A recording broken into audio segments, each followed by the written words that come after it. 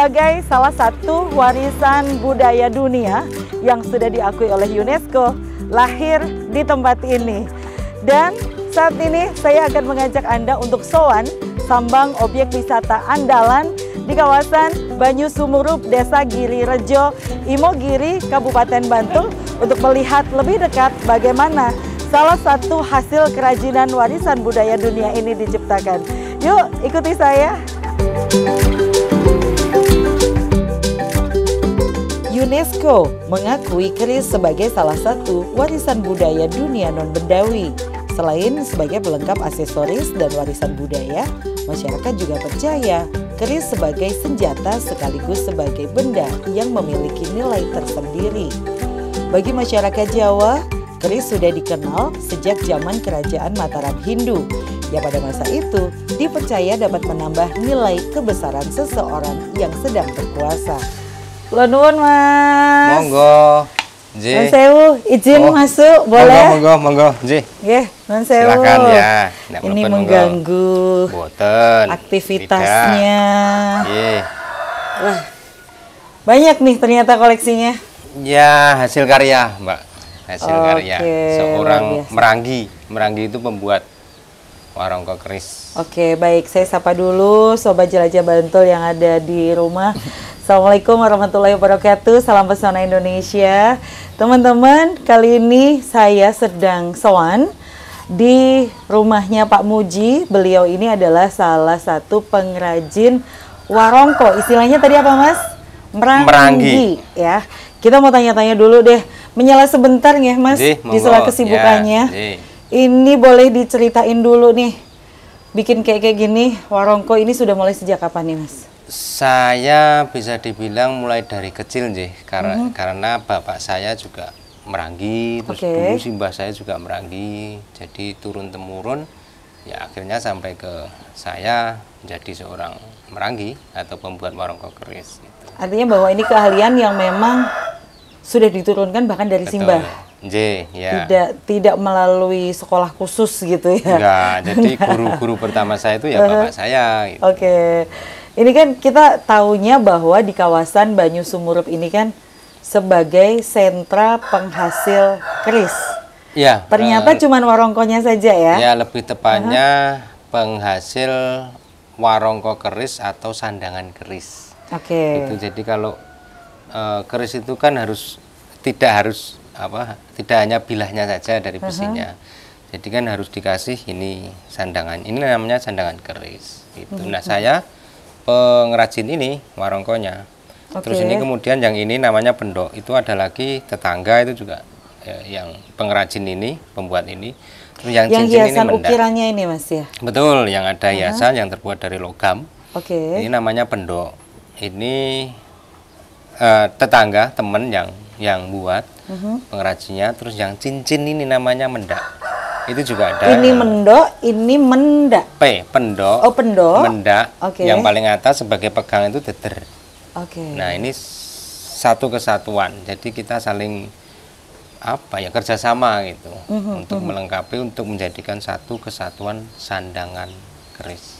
Nah, kalau boleh tahu untuk pengrajin besinya, kerisnya di? Kalau pengrajin besi itu di Jogja itu ada di. Kalau yang di Bantul? Di Bantul ada di Jodok. Wah, berarti besok kami atau nanti ya, berarti harus sowan nih ke sana juga nih untuk tahu gimana sih sebuah keris ini dihasilkan gitu. Kan. Nah, Mas, ini kan saya lihat nih ada beberapa jenis bentuk ya, beberapa jenis bentuk. Ini boleh dijelasin? Ini maknanya apa saja atau ini simbol apa saja gitu? Baik, ya. Jadi kalau jadi ada beragam bentuk warongko itu di Indonesia itu ada beragam ya, dari mulai Madura, terus kemudian Jawa Timur dan sampai ke Jawa Barat, Aceh juga ada, terus Bugis juga ada. Kita spesifik karena ini di Jogja, ini khusus untuk di Jogja. Jadi di Jogja itu ada paling tidak ada 2 macam ya yang sering kita gunakan. Yang pertama ini namanya branggah, yang besar ini branggah, terus kemudian yang ini gayaman. Itu. Nah, terus kalau branggah itu memang mirip perahu, Jadi kalau apa ya, menurut cerita tutur sejarah gitu, dulunya memang kerajaan Mataram itu ingin menjadi sebuah kerajaan maritim, makanya bentuknya seperti perahu ini. Nah biasanya kalau yang beranggah ini digunakan pada saat acara-acara tertentu, pernikahan, kalau zaman dulu juga pisuanan pas apa jumenengan di keraton gitu. Nah kalau yang Gayaman ini inspirasinya itu ini seperti buah gayam, buah gayam, inspirasinya seperti meniru buah gayam. Ini biasanya dipakai pada saat pisuanan rutin abdi dalem gitu, atau kasepuan yang sudah sepuh-sepuh, atau pada saat menyimpan keris. Itu biasanya Gayaman ini seperti. Jadi Jogja itu ini gagrak atau gaya Yogyakarta. Ini Gayaman, ini Branggah. Gitu. Solo juga ada Gayaman Ladrang sama Gayaman kalau Solo. Artinya di tempat Mas Muji kali ini juga menerima pesanan dengan khas dari daerah lain juga ya? Iya, betul. Mas, tadi itu kan sepanjang jalan gitu ya, dari kawasan ada Tugu kan tadi di sana. Saya lurus, itu banyak sekali pengrajin ya. Di kawasan Banyu Sumur ini sendiri, total ada berapa pengrajin tuh Mas? Pengrajin total dari pengrajin Pendok, Warongko, Mendak, Deder itu kira-kira ya 400 lebih, Mbak. 400-an lebih ya? Nah itu juga turun-temurun. Gitu. Jadi yang anak-anak muda sekarang juga banyak juga yang berprofesi sebagai pengrajin keris gitu, pengrajin warongko keris. Ya, bukti bahwa memang keris ini diwariskan turun-menurun dan layak untuk mendapatkan penghargaan dari UNESCO sebagai warisan budaya. Iya, kan sudah diproklamirkan oleh UNESCO 25 November 2005 itu sebagai masterpiece of the oral and intangible heritage of humanity. Jadi bahasa Inggris mau barusan ya. Oke, Mas, ini tadi apa namanya? Deder. Berarti ini di kawasan ini tuh, saya ulang sekali lagi, kalau saya tidak salah tangkap nih, bikin yang ininya juga, bikin ininya, sama bikin ininya juga. Satu kesatuan utuh. Jadi, sebuah keris, ini prosesnya berapa lama sih Mas pembuatannya? Ya, ini gini, keris itu kalau dari sisi kualitas itu dibagi menjadi dua ya, koden. Koden itu untuk setelan manten atau untuk apa ya, nari gitu. Yang kedua yang artinya cuma sebagai perhiasan gitu ya? Betul, ya betul. Aksesoris. Untuk pelengkap aksesoris. Yang kedua itu yang garap alusan, finest gitu. Nah, kalau perhitungan garap alus itu satu kesatuan ini ya bisa sebulan, Mbak. Sebulan ya? Iya. Ketika garap alus nih ya itu. Kalau garap yang koden yang untuk aksesoris ya 1 hari bisa 20. Bisa produksi massal ya? Iya. Artinya memang butuh sentuhan khusus sampai sebuah keris ini dihasilkan, kemudian punya satu nilai. Nilai itu yang apa ya? Tidak melulu diukur dengan nominal angka, tapi nilai yang luar biasa. Iya, gitu nilai budaya, karena kan bagaimanapun Jawa, nenek moyang kita itu kan membuat suatu karya seni, entah itu seni pertunjukan atau seni kriya, itu kan ada maksud tertentu, ingin menyampaikan falsafah atau ajaran hidup. Nah, ketika kita membuat yang halus, finest, yang sesuai dengan pakem dari keraton, ya makanya kita harus hati-hati, buahnya juga harus sesuai aturan gitu. Boleh nggak sih Mas, di-spill harganya berapa sih? Ketika dari yang alusan, tadi kan ada yang aksesoris, ada yang alusan. Kalau yang aksesoris itu sekitar berapa? Kalau yang aksesoris satu rangkaian gini itu ya minimal itu 150.000 sudah dapat. Kalau yang alusan? Naik-naik kalau alusan ya 5 juta up itu. Cocok lah sama sentuhan-sentuhan budayanya ini yang nilainya jadi mahal gitu kan. Oke, luar biasa. Baik, kalau nih saya yakin pasti masyarakat di luar sana mulai bertanya-tanya nih, kalau mau pesen baiknya bisa menghubungi kemana? Boleh dikasih nomornya, kontaknya? kontak saya. Iya boleh, atau tetangga boleh. Tetangga banyak di sini. Monggo kalau mau pesen gini kan bisa bisa langsung datang ke tempat di sini ya, daerah sini. Di tetangga-tetangga saya banyak yang bisa buat halusan, garap karya halus yang finance juga banyak. Tapi kalau misalnya menginginkan di tempat saya bisa dikontak nomor HP 081 7940 7488. Boleh diulang sekali lagi? 081 7940 7488. Oke, Mas, satu pertanyaan terakhir. Sebelum nanti saya sowan ke pengrajin empunya, ya. Empu pandai besi ya? Ya, jadi kalau pembuat bilah keris itu namanya empu. Kalau pembuat warongko keris namanya meranggi. Meranggi, yang ada di sini ya. Saya tanya terakhir, sebelum ada proses pembuatan ini, ada ritual khusus nggak sih? Ya ritualnya cuman niatan doa gitu supaya nanti ini menghasilkan karya yang harus puasa dulu gitu. Tidak harus puasa dulu, cuman memang ada pesanan-pesanan yang khusus biasanya dari keluarga keraton itu yang memang harus ada, misalnya ritual khusus juga ada, pernah saya juga seperti itu. Ya intinya niat yang terutama sekali adalah niatannya untuk membuat suatu karya budaya yang ternyata adiluhung karena UNESCO pun sudah mengakui sebagai warisan budaya dunia. Dan kalau UNESCO sudah mengakui, artinya PR bagi kita semuanya, generasi kita dan setelah kita, bagaimana menjaga ini semua supaya tetap menjadi suatu kekayaan yang tidak akan pernah punah. Ya, dijaga dengan cara dipahami tentang arti dari nilai, terutama arti dari nilai falsafah atau filosofi yang terkandung dalam sebuah keris. Baik, matur nuwun Mas Muji, ngapunten menika ganggu anggenipun ngayahi pedamelan Terima kasih. Baik, teman-teman, habis ini kita mau jalan-jalan sowan ke empu yang membuat bilah besinya ya Mas ya, bilah kerisnya ya. Pokoknya jangan kemana-mana, tunggu sowan kami ke titik selanjutnya untuk tahu seberapa hebat, seberapa keren, seberapa luar biasanya karya-karya anak bangsa, karya-karya budaya masyarakat Bantul pada khususnya. Yuk ikuti saya. Nuwun Mas, parang.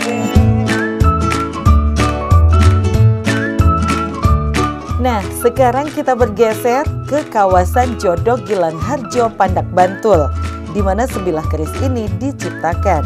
Sobat Jelajah Bantul perlu ketahui bahwasanya pembuatan keris tidaklah sama dengan proses pembuatan senjata tajam lainnya.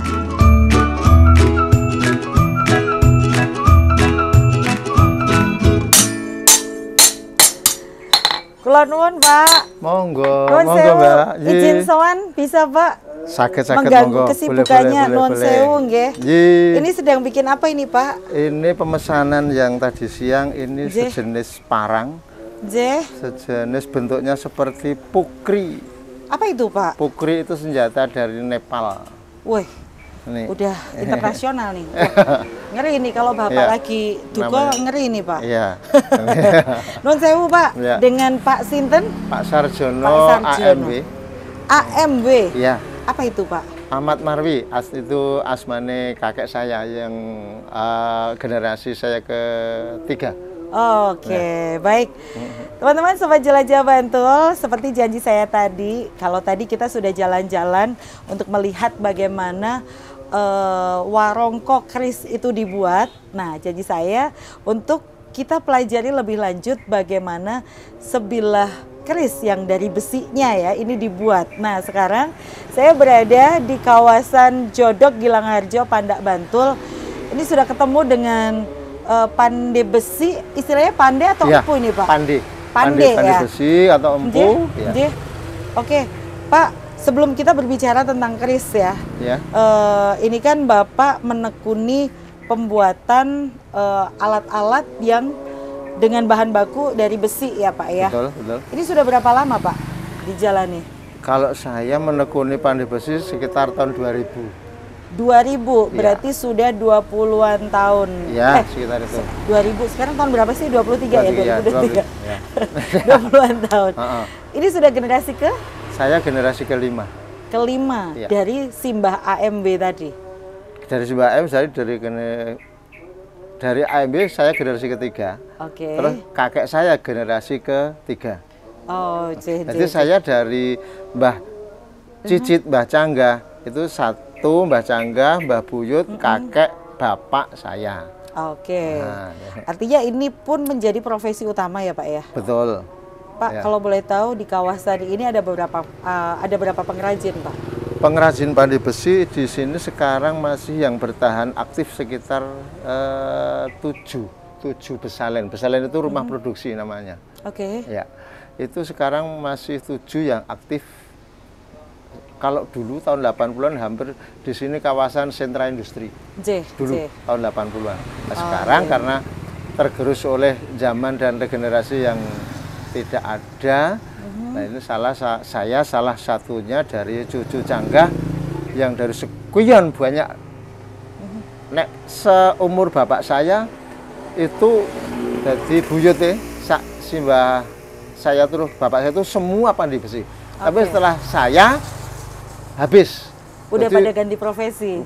Cuma saya tak yang menekuni ini. Berarti nitip nih Pak. Iya. Mungkin Simbah di sana nitip pesen. Pokoknya Pak Sarjono, titip, ojo ganti profesi, kan ya Pak? Kayaknya gitu. Nih Pak, ini sedang yang saat ini diproduksi apa saja Pak? Selain ini, apa tadi senjata apa ini? Yang saya pokoknya bakunya itu memproduksi alat-alat pertanian Mbak. Cangkul, are, cengkrong, bendu, peso, berang, dan semua yang peralatan untuk kita dari besi. Misalnya musim kurban, itu saya bikin parang, berang, untuk ngeleti wedhus, itu dan itu. Untuk musim hujan, pacul, untuk musim kemarau, dandan itu pelancong itu, dan lain-lain sebagainya. Oh, kenal musim juga ternyata ya Pak ya? Iya. Terus ini produksinya, penjualannya sudah sampai di mana? Apakah masih hanya di lokal saja? Kalau penjualan, ini penjualan yang untuk alat-alat pertanian itu Mbak, home. Jadi saya bikin langsung saya jual sendiri. Tidak ada pengepulnya. Nah. Ada yang mungkin sudah diekspor atau gimana Pak? Itu kalau itu mungkin ya karena sekarang ada Maxos, itu ke Belgia pernah. Terus ke Perancis pernah. Itu tapi itu saya nurut saja untuk yang dibutuhkan sana. Itu ada nanti bisa ada contohnya untuk pengiris roti dan untuk perhotelan. Ya. Nah, sekarang saya tertarik untuk geser ke keris nih Pak. Tadi kan saya sudah sowan ke kawasan Banyu Sumurup, wadahnya diproduksi di sana. Sekarang ini bilah kerisnya yang dari besinya. Pak, untuk dari sebuah besi sampai menjadi sebilah keris itu butuh proses berapa lama? Saya itu bisa membuat keris, ada mentor dari Banyu Sumurup namanya Pak Sarjiman. Dia seorang anggota polisi sebenarnya, tapi dia menekuni dan pemerhati keris. Dan itu berkelanjutan karena program dari desa di sini, Desa Gilangarjon ini kan masuk ke kawasan desa wisata dan desa budaya. Karena pengembangan di desa ini ada 4 pengembangan yang diutamakan oleh Pak Lurah, antaranya pembuatan keris, gamelan, batik, dan apa yang lain ada itu. Yang satu untuk keris itu karena saya dididik, ini istilahnya saya anak kecil baru lahir, jadi keris memang saya sudah bisa bikin, tapi untuk pengetahuan tentang keris saya masih minim sekali. Tapi untuk pembuatan memang sudah jago. Bisa. Karena di Plenet harus bisa siang, sore, sampai malam lagi diskusi, terus pagi-pagi langsung praktek sampai siang, sore nanti ditungguin sampai malam lagi. Harus satset ya Pak? Iya. Sampai tadi, tadi pertanyaan saya belum dijawab nih Pak. Untuk dari sebilah besi sampai menjadi sebuah keris yang luar biasa itu butuh proses berapa lama Pak idealnya? Untuk keris standar biasanya untuk memakan waktu 1 minggu. Keris standar untuk apa ya, untuk seni, untuk ya pokoknya untuk seni lah. Tapi kalau keris untuk yang bisa ada story-nya, ada historisnya, ada itu nilai khusus ya. Itu memang ada apa ya Mbak ya, ada ritual-ritual khusus yang memang itu dikhususkan untuk biar saya itu membikinnya itu nggak terlalu sembrono. Betul. Harus istiqomah, harus serius. Dan itu kalau yang untuk memang yang keris-keris yang diinginkan oleh pemesan itu memang harus yang istimewa, gitu. Kalau yang untuk yang memang benar-benar yang keris itu ya paling enggak ya satu itu 15 hari sampai 1 bulan. Nah itu kalau nanti yang pesan banyak, bisa nanti bertumpuk-tumpuk, nanti bisa 3 bulan, bisa 1 tahun gitu. Bikinnya cepet, ngantrinya yang lama. Ngantrinya yang lama, ya. Apalagi kalau musim-musim tertentu. Pakai musim nggak sih Pak kalau keris? Lah kalau keris enggak. Oh enggak ya? Enggak jadi keris. Sekali lagi bikinnya cepet, antrinya yang lama. Yang lama, gitu. Dan finishingnya pastinya yang butuh perlu sentuhan khusus. Iya, sentuhan khusus, dan itu perlu ketekunan, dan itu harus nggak bisa disengkake. Istilahnya kayak nak gawe juangan brus-brus kayak jeruk kayak rampung. Kalau finishing, kalau sudah capek ya sudah, nanti besok lagi. Ada motif atau jenis khusus nggak Pak yang menjadi apa ya? Kalau di bahasa ini tuh best seller, yang banyak diminati, yang banyak diminati itu keris yang tipe-tipe seperti apa? Keris yang banyak diminati, keris yang bagus istilahnya. Garapnya utuh, nggak cacat, terus proporsional bentuk dan besar kecilnya. Terus nanti istilahnya kalau Mbak tahu pamor, pamor harus tertata, karena itu pamor nggak bisa ditata. Tapi jadinya keris, pamor harus kelihatan tertata, padahal tidak bisa ditata. Nah, nanti ada contoh-contohnya. Misalnya ini keris ya, misalnya ini keris. Ini motifnya halus di tengah sini. Gini. Tidak ada yang melebar ke landepnya sini. Harus ada di tengahnya. Nah, kalau melebar ke sini berarti nggak proporsional. Walaupun indah. Itu untuk kriteria standar. Tetapi keris itu kan standarnya orang yang seneng, yang gemar, yang pemerhati, itu pakai standarnya sendiri-sendiri. Apalagi kalau keris yang benar-benar keris itu istilahnya yang populer di perkerisan namanya roso. Roso itu kalau keris dilihat ini yo srek apa ndak, itu yang tahu yang cuma yang merasakan. Yang merasakan. Betul. Dan ini rasa masing-masing orang pasti beda pasti. Betul. Pak, itu kan tadi kalau yang standar ya. Kalau yang punya nilai khusus. Nah, tadi kan Bapak ngendiko pamor, terus apa lagi tadi Pak? Itu memang butuh ritual khusus untuk pembuatannya atau bagaimana? Itu empu keris itu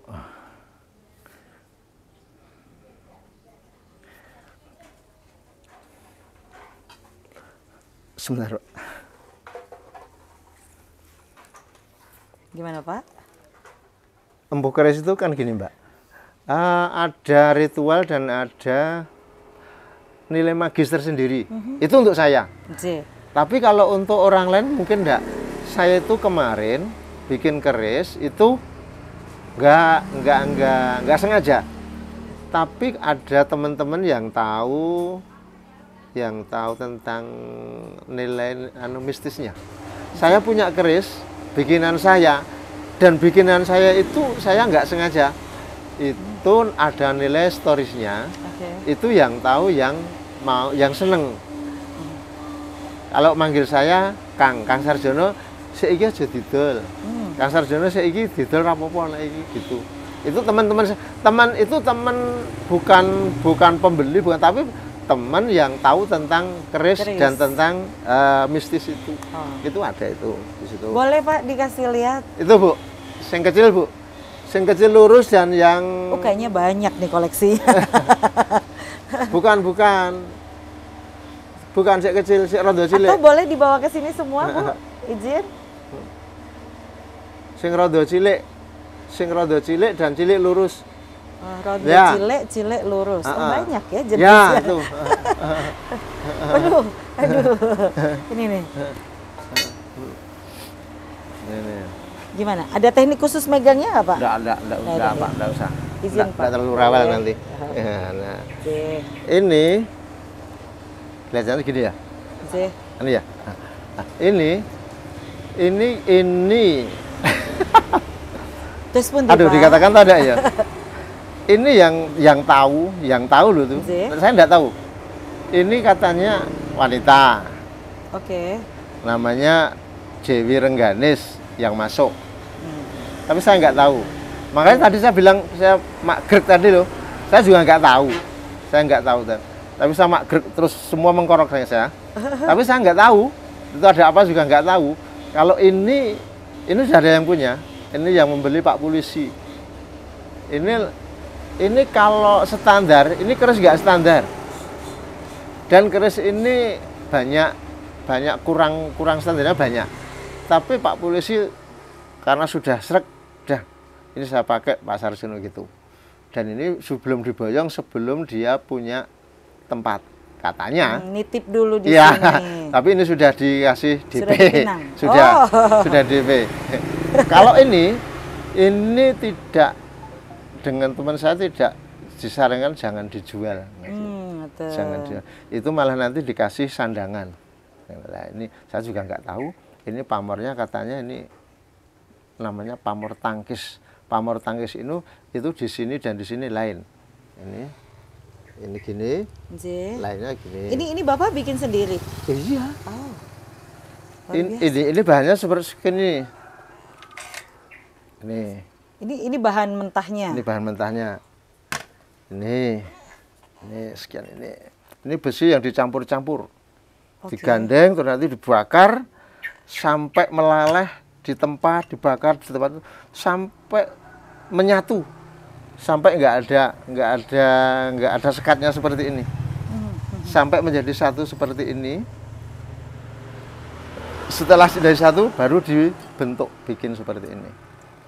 Lah, jadi izin Bapak. Silakan. Ini berat ya ternyata. Itu 2 kilo, Mbak. 2 kilo. Ya. Dari tumpukan, ini kan saya bilang tumpukan ya Pak ya. Dari setumpuk besi ini nanti dibakar. Ya. Terus kemudian meleleh menjadi setipis ini. Ditempa. Jadi dibakar di sana itu. Nanti setelah keluar bara api seperti pijar, seperti kembang api, berarti dikeluarkan ditempa di sini. Oke. Duk. Sekitar 2 sampai 3 menit masuk lagi. Tempa lagi. 1 hari. Yang untuk pusaka di Baleng Langharjo. Saya taruh lagi ya Pak, Ya. ternyata. Itu namanya keris seperti ini tapi agak lebar, agak jembar, namanya betok.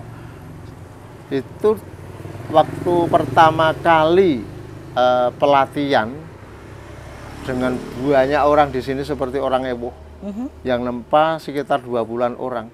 Itu mulai jam 8 pagi istirahat jam 12 sampai jam 1. Mulai lagi sampai jam 5. Jadilah satu seperti ini. Tapi bukan ini. Oke. Tapi itu namanya masih apa ya? Kodokan. Kodokan sing tak udah Bu. Kodokan ini kayak kamu. Kodokan Ibu. Kodokan itu boleh izin lihat Ibu. Ya. Enak ya Pak punya asisten ya.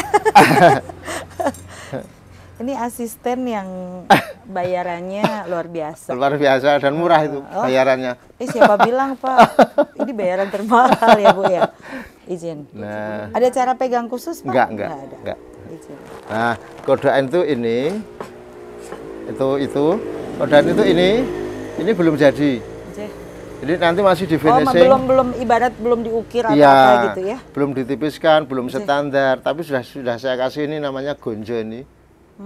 Ini gonjo. Gonjo itu kalau dari tempaan belum ada nih. Cuma ini tok. Nah, ini yang saya. Namanya di finishing itu dikasih ini. Terus nanti diukir-ukir seperti ini. Proses mengukirnya. Nah, ini saya tertarik ya, Pak. Proses mengukirnya itu pakai alat tuner. Ini.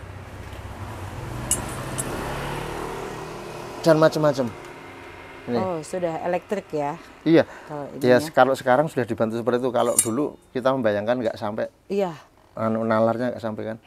Dulu karena kok bisa indah itu. Simbah-simbah dulu ya, luar biasa. Ternyata dulu itu canggih, sudah canggih. Ya. Oke, ya, baik. Gitu. Pak, kira-kira ini kan pengrajinnya tinggal sedikit nih Pak. Kira-kira harapannya seperti apa sih Pak, biar nanti Jodok tetap eksis sebagai pengrajin besi, apalagi Jogja yang istimewa ini masih butuh generasi-generasi yang melestarikan ini semua, karena Kris sudah diakui UNESCO Pak, ya kan? Terus seperti Pak, ada harapan Pak? Kalau harapannya itu saya berharap sekali dulu saya yang ringan-ringan saja. Mbak di sini itu kalau jangan sampai putus tentang pandi besi. Karena kenapa kok Gilangarjo dan Jogja itu istimewa, lebih istimewa karena semua yang ada itu bukan jana cerita dan dongeng, tapi itu histori semua, itu sejarah semua. Real ada. Makanya istimewa. Jadi kalau sekarang kok ada, itu sudah ada yang mendahului dulu. Misalnya di sini ada pandi besi.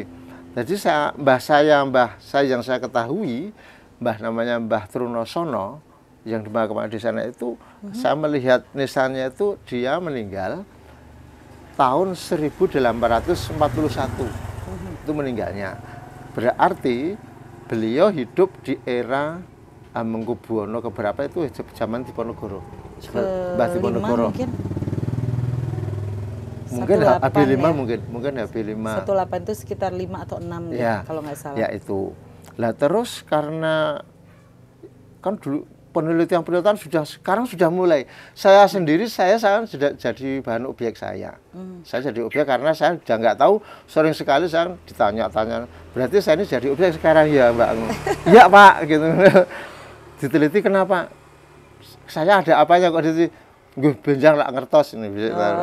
Saya sendiri nggak tahu saya itu siapa dan apa. Kalau saya tahunya saya itu anaknya bapak, anaknya kakek, biar wong pandi gawe pacul larit, dan saya pernah disekolahkan di Sarjana Wiyata. Oke, luar biasa. Semoga nanti ada generasi lanjutan lagi ya Pak ya, yang ikut melestarikan. Memang untuk harapan itu Mbak, nek seperti ini itu kita nggak tahu kalau. Ya memang harapannya saya memang ada penerusnya terus. Siap. Padahal kalau di sini di Alas Lipuro dulu kan di sana ada peninggalan Paron seperti ini. Oh. Itu zaman Mojopahit. Dan setelah diteliti mungkin itu sebelum Mojopahit. Nah itu saya nggak tahu. Kalau ini peninggalan mana Pak? ini 18 berapa? Ada ukirannya 18,5 gitu ya. Jangan ini bikin sendiri, Pak. Saran saya ini dibikin kayak tulisan. Jadi besok buyut canggahnya Pak Sarjono kalau nemu ini iki ngone Mbah Sarjono. Ini bekas loh Mbak. Mana Pak? Ini sudah rusak ini. Oh iya, dikasih tahun Pak, dikasih ukiran tahun Pak. Pernah dari dosen isi itu Bu Ira itu menyarankan untuk bikin museum gitu. Enggak, ini besok dikasih tatahan tahun berapa Bayi Sarjono gitu ya Pak. Jadi besok canggahnya Bapak kalau nemu ini peninggalannya Mbah Hakung biyen lho. Jeh, ngoten Pak Sarjono. Siap. Nuwun sewu, anggenipun sowan mengganggu anggenipun ngayahi tugas menika. Sami-sami. Pamit dulu Pak nggih. Terima kasih sekali. Manuwun sehat selalu. Iya, amin.